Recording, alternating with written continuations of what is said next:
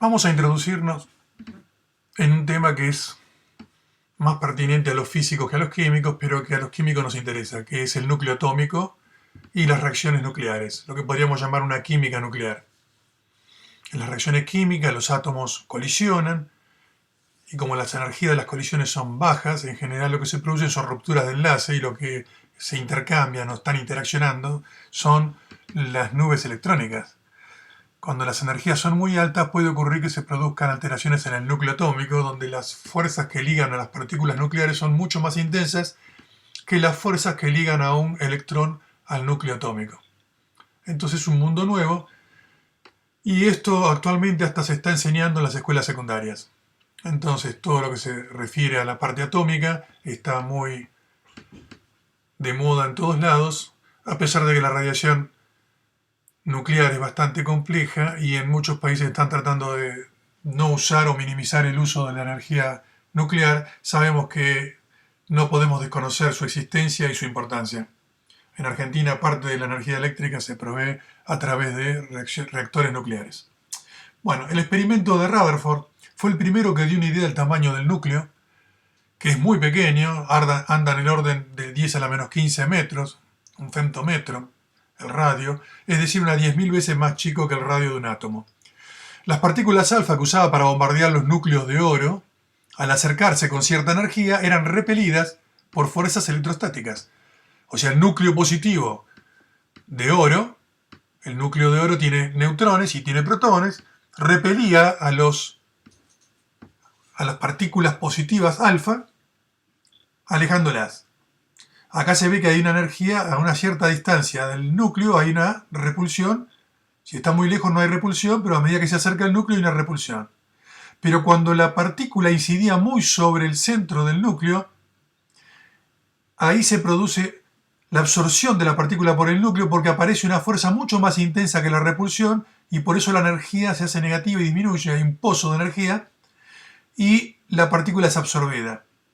Y esto es la interacción que ocurre justamente en la región 1 hasta una distancia r, que sería el radio del núcleo. Esto está en una dirección, pero esto valdría en todas las direcciones. Pensemos en una especie de cilindro, esto es como si fuera un pozo. Entonces, cuando caía dentro de dos radios, la partícula alfa era absorbida. Recordemos un poco que el neutrón tiene una masa muy similar al protón, expresados en UMA, es 1,00866, el protón 1,00728. El neutrón no tiene carga, medido en unidades elementales, y más 1 es el protón y el electrón es menos 1, pero la masa del electrón es mucho más pequeña, 0,000549 UMAs. El radio de un átomo se sabe que es función de la raíz cúbica del número másico A, donde R0 es una constante y vale aproximadamente 1,2 por 10 a la menos 15 metros. ¿Qué sería R0? Es muy fácil. Pensemos, R0 sería el valor del radio del núcleo cuando A es 1, porque raíz cúbica de 1 es 1 y R0 por 1 es R0. ¿Pero qué significa A igual 1? A igual 1, índice de masa 1 puede ser o un protón o un neutrón. Por lo tanto, esta R0 nos daría idea del radio de un protón o un neutrón aproximadamente. Por lo tanto, el volumen de un núcleo sería 4/3 de pi por radio al cubo, pensando que es aproximadamente esférico. En algunos casos lo es, en otros es un poco deformado, pero es aproximadamente esto. Entonces, R lo podemos reemplazar por R0 raíz cúbica de A y está el cubo. Entonces queda R0 al cubo y raíz cúbica de A elevado al cubo se va la raíz con el exponente y nos queda 4/3 pi por R0 cubo por A. Pero 4/3 pi por R0, si esto es el radio de una partícula, sería aproximadamente el volumen de un nucleón, llamando nucleón al neutrón o protón. Por lo tanto, el volumen del núcleo depende del número de nucleones. Este es el volumen del nucleón multiplicado por A, que es el número de nucleones. Si tengo 1, 2, 3, 4, aproximadamente me da el volumen. La masa está relacionada con el número másico y la podemos aproximar de la siguiente manera. U es aproximadamente la unidad de masa atómica, es aproximadamente la masa que tienen estas partículas, acá lo vamos a ver, 100,866, 100,728, o sea, aproximadamente un protón y un neutrón podemos considerar que tienen masas cercanas a una unidad de masa atómica. Entonces simplemente pensando que es así, simplemente multiplicamos por el número de nucleones, donde U sería aproximadamente la masa de cualquier nucleón, tanto protón como neutrón, y esto nos da una masa aproximada de 1,66 por 10 a la menos 27 multiplicado por A. Es una masa aproximada. También vamos a ver más adelante que las partículas cuando se unen pierden energía, liberan energía y la masa disminuye. Pero aproximadamente estamos tratando de evaluar la masa del núcleo y el volumen. Entonces, si la masa es 1,66 por 10 a la menos 27 número másico y el volumen es 4 tercios pi por R0 cubo por el número másico, se simplifica y nos queda un valor constante, porque no depende de nada. Es la unidad de masa atómica dividido 4 tercios pi por R0. Que en definitiva, ¿qué sería esto? Esto sería la densidad de un nucleón, tanto de un protón como de un neutrón. Y como los núcleos están hechos todos de lo mismo, de protones y neutrones, dan todos la misma densidad. Es como decir, ¿qué diferencia hay entre un vaso chiquito y un vaso grande si todos están hechos con vidrio? El material es el mismo, es el vidrio, la densidad siempre es la misma. Bueno, los núcleos están hechos de nucleones, o sea, protones y neutrones que son muy parecidos, por lo tanto la densidad es una constante para todos los núcleos y es muy alta, 2,3 por 10 a la 17 kilogramos por metro cúbico. Me tomé la molestia de pasarlo a gramos por centímetro cúbico, que es una unidad muy común, y da 2,3 por 10 a la 14 gramos por centímetro cúbico. Esto equivale a 230 toneladas por centímetro cúbico. No existe material que conozcamos que tenga esa densidad. Pensemos que el elemento más pesado, que es el osmio, tiene una densidad de 22 gramos por centímetro cúbico. Estamos hablando de 230 toneladas. O sea, 230.000 kilos por cada centímetro cúbico. Es aproximadamente la densidad que tienen las estrellas neutrónicas, que están formadas todo por neutrones, por nucleones. Hablemos del enlace nuclear. Los protones con los protones se repelen. Sin embargo, vimos que cuando el protón incide muy sobre el núcleo, es absorbido por el núcleo y la repulsión eléctrica deja de funcionar. ¿Por qué? Porque hay una fuerza mucho más intensa que se experimenta a distancias muy cortas, ¿sí? A la distancia justamente del radio nuclear, que atrapan a las partículas nucleares, atrayéndolas fuertemente, tanto neutrones con protones como neutrones con neutrones o protones con protones. La energía que hay que entregarle a un núcleo para separar sus partículas constituyentes se llama la energía de enlace. Se le pone EB de bond en inglés, energía de enlace. Por la teoría de la relatividad, la energía es igual a la variación de masa por velocidad de luz al cuadrado. Quiere decir que esta energía que liberan las partículas al formar un núcleo se transforma en una variación de masa. No se conserva la masa como pensaba Lavoisier. Entonces, pensemos que se forme un núcleo X que tiene Z protones y N neutrones. Protones más neutrones, acá arriba estaría el índice de masa, que sería Z más N. Entonces son Z protones que se unen con N neutrones y obtenemos el núcleo. Bueno, la masa inicial es la masa de las partículas aisladas, o sea, Z veces la masa del protón y N veces la masa del neutrón. Y tenemos la masa del núcleo que le podemos llamar M. La masa de las partículas aisladas es más grande siempre que la masa del nucleón. La diferencia de masa en valor absoluto, en módulo, no nos interesa el signo, por eso estoy restando el más grande menos el más chico. Esa diferencia de masa multiplicada por la velocidad de luz al cuadrado nos da la energía de enlace. Nos da la energía de enlace. Bueno, se utiliza mucho el megaelectronvolt y vamos a explicar un poco esto. Es una unidad de energía. El electronvolt es la energía que tiene un electrón cuando está sometido a una diferencia potencial de un volt. Entonces, la energía eléctrica es carga multiplicada por voltaje. Voltaje es trabajo por unidad de carga. Entonces, un electrón tiene una carga que es 1,602. Acá lo puse con más cifras significativas para que dé un valor más aproximado al que se utiliza como factor de corrección. Por 10 a la menos 19 Coulomb multiplicado por 1 joule sobre Coulomb, porque un electrón tiene esta carga y está sometido a un volt. Un volt es un joule, trabajo sobre carga, 1 joule sobre Coulomb. Coulomb se va y me queda la equivalencia, que es el mismo número que la carga, pero expresado en joule. O sea, un electronvolt es 1,602,18 por 10 a la menos 19 joule. Para usar esta ecuación, si nosotros vamos a medir la variación de masa en kilogramos, directamente va multiplicado por c cuadrado. Pero si la variación de masa la expresamos en UMAS, entonces multiplicamos para tener la masa en kilogramos por el valor en kilogramos de la UMA, que es U. Y ahí el valor en kilogramos por la velocidad de la luz al cuadrado nos da la energía en joule. Entonces U por c cuadrado es un factor que queremos multiplicar por la variación de masa usando todo unidades de masa atómica. U es 1,66054 por 10 a la menos 27 kilogramos. Este es el valor de la UMA expresado en kilogramos y con más decimales de lo habitual. Habitualmente uno usa 1,66 por 10 a la menos 24 gramos. Acá le pusimos más decimales, porque se conoce ya esto, y en kilogramos. Multiplicado por la velocidad de la luz, que está acá, 2,99792 por 10 a la octava, está elevado al cuadrado, así que metro por segundo al cuadrado queda metro cuadrado segundo cuadrado. Bueno, kilogramo, metro cuadrado, segundo cuadrado y joule. Y esto da 1,49241 por 10 a la menos 10 joule. Lo multiplico por un electrón volt, acá está, un electrón volt equivale a 1,60218 por 10 a la menos 19 joule. Entonces de esta forma, este factor unitario permite que se simplifique joule con joule. Y ahí no tendría el electrón volt.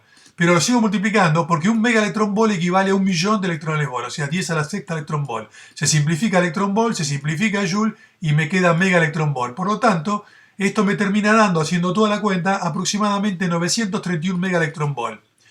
O sea que este parámetro que está acá corresponde a 931 mega electrón volt por cada unidad de masa atómica. Entonces hagamos un ejemplo para ver cómo se utiliza esto. La partícula protón tiene una masa expresada en ohmas 1,00728, el neutrón 1,00866 y el carbono 14 es un nucleido radiactivo 14,00307. Esto se midió experimentalmente. Entonces hacemos el módulo de la variación de masa. Este carbono 14, ¿por qué es 14? El carbono tiene número atómico 6, tiene 6 protones, por lo tanto este tiene 8 neutrones. Entonces sumo 6 protones, 6 veces la masa del protón, que está acá, más 8 veces la masa del neutrón. Esa es la masa de las partículas aisladas y le resto la masa del núcleo que se midió experimentalmente. Y eso da una variación de masa en módulo 0,10989. O sea, las partículas aisladas tienen esta cantidad de UMAS más masa que el núcleo de carbono 14. Entonces la energía de enlace es este número que está acá, multiplicado por U, porque son unidades. O sea, este valor está expresado en UMAS, es U. Entonces lo multiplico por este factor, que es 931 megaelectronvolt cada UMA. UMA se simplifica, y esto me da directamente 102,31 megaelectronvolt. Es la energía de enlace de las partículas en el núcleo del carbono 14. Es mucho más interesante que la energía de enlace, porque cuanto más partículas tengo, más energía tengo, es dividir por la cantidad de nucleones para que me dé un promedio de cuánta energía de enlace tengo por cada nucleón. Entonces acá el 102,31 lo voy a dividir por los 14 nucleones que tiene el carbono 14. ¿Sí? Teníamos 6 protones y 8 neutrones, son 14 nucleones. Entonces esto me da 7,308 megaelectronvolt por nucleón. Este número es muy importante y da idea de la estabilidad de un núcleo. Los núcleos más estables tienen energía de enlace por nucleón entre 7 y 9 megaelectronvolt.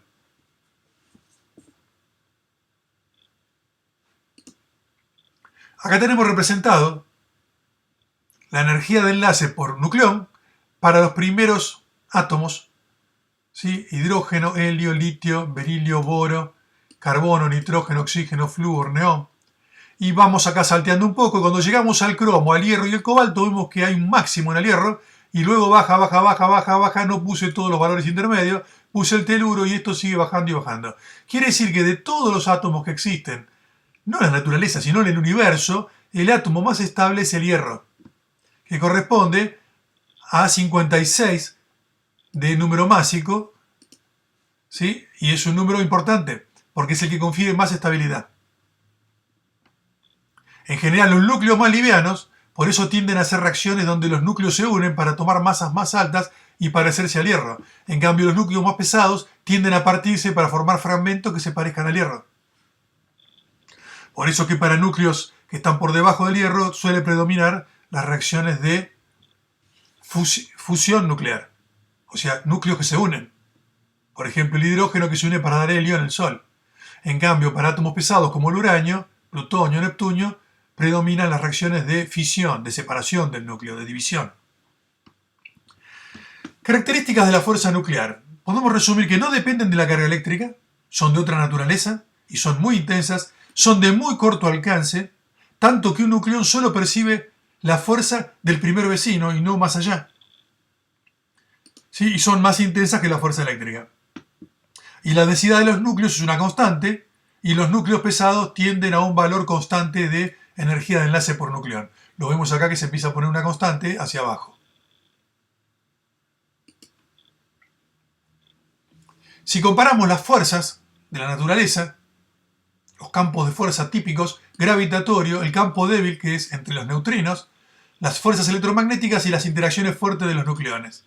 La intensidad relativa, si le ponemos 1 a la intensidad de la fuerza gravitatoria, la fuerza con que el planeta atrae a cualquier cuerpo, o dos planetas se atraen entre sí, o la Tierra es atraída por el Sol, o la Luna a la Tierra, si le ponemos 1 a la intensidad de la fuerza gravitatoria, la interacción débil es 10 a la 25, la electromagnética es 10 a la 36 y las fuertes son 10 a la 38. ¿Sí? Son 2 órdenes arriba de la fuerza electromagnética. Y con respecto a la distancia, la gravitatoria actúa a distancias muy grandes, la de los neutrinos es solamente a distancias muy pequeñas, del 0,1% del diámetro de un protón, la electromagnética actúa a distancias muy grandes y las interacciones fuertes solamente a la distancia de un radio nuclear. Bueno, el modelo de la gota líquida de Gamow, de 1928, donde habla de fuerzas de corto alcance que generan una tensión superficial, tipo como la que experimentan las moléculas de agua que hacen que se contorneen unas cerca de otras, formando lo que es una gota, la forma esférica, es lo mismo que hace que tome esa forma aproximadamente un núcleo. De 2.500 nucleídos conocidos, solo 300 son estables. Es importante esto. Los inestables se desintegran emitiendo partículas o radiación electromagnética con vidas medias que van desde los microsegundos a los 1.000 millones de años. Eso depende de la estabilidad de cada núcleo. Émile Segre ideó un diagrama muy interesante para medir la estabilidad de un núcleo. Para los átomos livianos son muy estables los núcleos que tienen igual número de neutrones que de protones. Z, número atómico, número de protones. N mayúscula se simboliza para representar el número de neutrones. Pero a medida que tenemos átomos más pesados, la línea de estabilidad se aleja del Z igual a N y toma valores más grandes. O sea, más neutrones, suelen ser más estables los átomos que tienen un poco más de neutrones que de protones. Bueno, esta es la línea de estabilidad. Los núcleos que están sobre esta línea, en cuanto a la cantidad de neutrones y protones que tienen, son núcleos estables. Los núcleos que están por arriba tienen exceso de neutrones y tienden a sufrir transformaciones radiactivas, ya vamos a ver cuáles, y los que tienen exceso de protones sufren otras transformaciones, tratando de llegar, ¿sí?, con estas transformaciones a la curva de estabilidad. O sea, una especie que está por este lado, que tiene exceso de neutrones, trata de eliminar neutrones y convertirlo en un protón, y entonces se corre hacia la curva de estabilidad. Acá es al revés, tiene que destruir protones para arrimarse a la curva de estabilidad. Esto permite explicar qué tipo de radiación emite un núcleo. Los núcleos muy pesados a veces tratan de perder masa y ya vamos a ver cómo. Entonces, forma de estabilidad. Si hay exceso de masa, la manera más fácil de un núcleo pesado de sacarse masa encima es emitir partículas alfas, que son 2 protones y 2 neutrones, es decir, es un núcleo de helio. Tiene 2 cargas positivas, porque emite 4 de índice de masa, se saca mucha masa de golpe. Las partículas alfa salen con una velocidad de 0,05 c. C es la velocidad de la luz en el vacío, o sea, un 5% de la velocidad de la luz. Si hay exceso de neutrones, puede ocurrir lo siguiente. Algún neutrón del núcleo se puede descomponer en un protón y un electrón, más una partícula que es un antineutrino. El antineutrino permite balancear momentos angulares, espines, cosas que ahora no vamos a tratar. Sí, es una partícula muy pequeña, no tiene carga eléctrica y tiene masa casi cero, muy muy pequeña, así que no va a influir en lo que nosotros necesitamos calcular, pero es la realidad, hay que ponerlo. Entonces un neutrón se desdobla en un protón y un electrón que es emitido hacia afuera.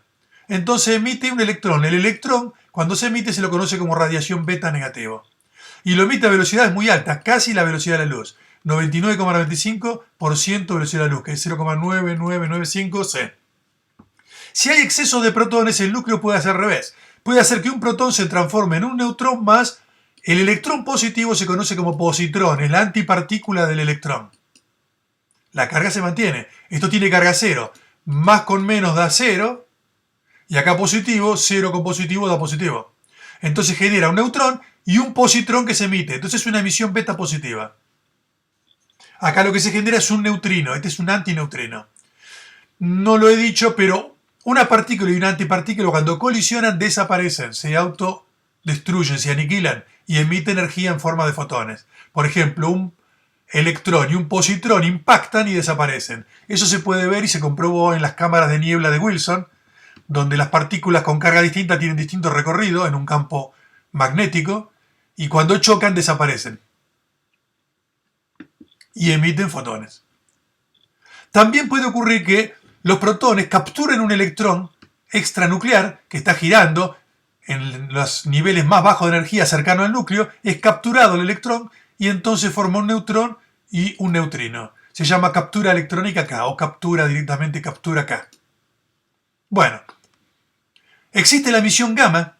La emisión gamma es cuando un núcleo está excitado, acá le pusimos una estrellita, los núcleos tienen estados energéticos cuantificados como los átomos, no vamos a entrar en detalle, pero cuando un núcleo queda excitado puede bajar al estado fundamental y emite energía en forma de radiación electromagnética que suelen ser rayos gamma de alta energía. Por ejemplo, el isótopo cobalto 60, este nucleído, puede pasar a níquel 60 emitiendo 0,31 megaelectronvolts. Es una reacción, ¿sí?, donde se produce una transformación nuclear. Pero a partir de acá no nos da el níquel estable, que sería este que está acá, sino que nos da un níquel excitado. En dos etapas, primero pierde 1,17 megaelectronvolt y el segundo níquel excitado termina emitiendo 1,33 megaelectronvolt y pasa al níquel 60 estable.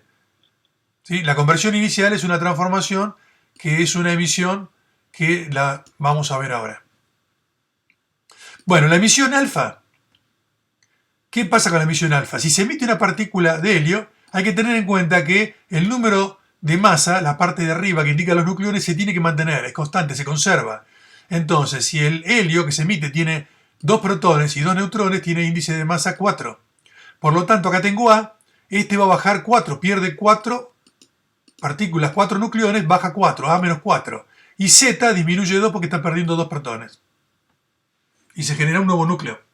Porque al tener Z otro valor, ahora es Z menos 2, es otro núcleo, es otro elemento. Por ejemplo, el uranio 238, 92 de número atómico, al perder una partícula alfa, baja 2 acá, y el elemento que tiene 90 de Z es el torio. Y baja 4 el índice de masa porque perdió 2 protones y 2 neutrones, entonces tiene 234. El uranio se transforma en torio.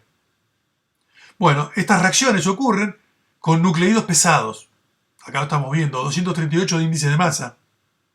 Y ocurre cuando la masa de X es más grande que la masa de los productos. ¿Sí?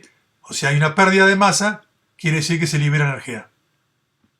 La emisión beta negativa, ¿sí?, recordemos que la beta negativa hace que un neutrón pasa a ser un protón y emite un electrón. Entonces emite un electrón, lo ponemos como beta negativo. El electrón se le considera que tiene número atómico 1, porque forma parte de lo que es un átomo, y 0 de masa, pues no tiene masa. Entonces, una partícula X, un núcleo X, de Z pasa a Z más 1. ¿Por qué? Porque está pasando un neutrón a ser un protón. Entonces, Z aumenta porque tiene un protón más. A es igual porque pierde un neutrón, pero gana un protón. Entonces, es igual. Se forma un núcleo nuevo, que es un isóbaro. Tiene el mismo índice de masa, pero tiene un protón más. Entonces la parte de la masa se conserva. Acá tengo A y acá tengo A más 0A. Y acá tengo Z y acá tengo Z más 1. Menos 1 da Z igual a Z. Es una convención poner al electrón menos 1 para que coincidan, entonces, es tanto Z como A. Por ejemplo, el carbono 14, radiactivo, isótopo radiactivo del carbono, que se utiliza para datación, puede transformarse emitiendo partículas beta en nitrógeno, porque de 6 pasa a 7, aumenta 1, o sea, pasa de ser carbono a nitrógeno, y forma un nucleído del nitrógeno con índice de masa 14, isóbaro con el carbono 14. Estas reacciones ocurren si la masa de X es más grande que la masa de. Recordemos que el electrón tiene una masa desestimable. Bueno, la emisión beta positivo es cuando un protón se transforma en un neutrón. Entonces acá baja el Z, porque pierde un protón, pero pierde un protón y se forma un neutrón. A es constante. Entonces A en el nuevo núcleo sigue siendo lo mismo, pero Z baja 1. Y se emite un positrón. El positrón se le pone acá, por convención, Z más 1, para que dé una conservación del Z. A sigue igual, porque A es igual a más 0, y acá Z es igual a Z menos 1 más 1. Z menos 1 más 1, Z igual a Z. Por ejemplo, el magnesio 23 puede pasar a sodio 23. De 12 baja a 11, el A se mantiene constante y emite un positrón. Cuando vimos antes el diagrama de Segre, los que tienen exceso de neutrones entonces producen emisión beta. Y los que tienen exceso de protones van a producir emisión de positrones, beta positivo. Los núcleos muy pesados pueden producir pérdida de masa por emisión alfa. Por último, la captura acá. Toma un electrón, el núcleo, toma un electrón, Z entonces baja, porque pensemos qué está pasando en la captura. Un protón se transforma en neutrón, entonces perdemos un protón, Z baja de Z a Z-1. Y A permanece constante. Se produce emisión de radiación gamma. Por ejemplo, el hierro 55 toma un electrón, captura un electrón y pasa a manganeso 55. De 26 pasa a 25, pasa a manganeso. Y emite radiación gamma, en realidad emite rayos X. Para que esto ocurra, la masa de X tiene que ser más grande que la masa de Y. Acá en la emisión beta positivo ocurre si la diferencia de masa entre X e Y es mayor o igual que 2 veces la masa del electrón. Este es un dato interesante con respecto a los anteriores. Tanto el neutrino como el antineutrino tienen carga cero y masa muy pequeña, lo dijimos. Esto lo estudiaron Rimes y Cowan.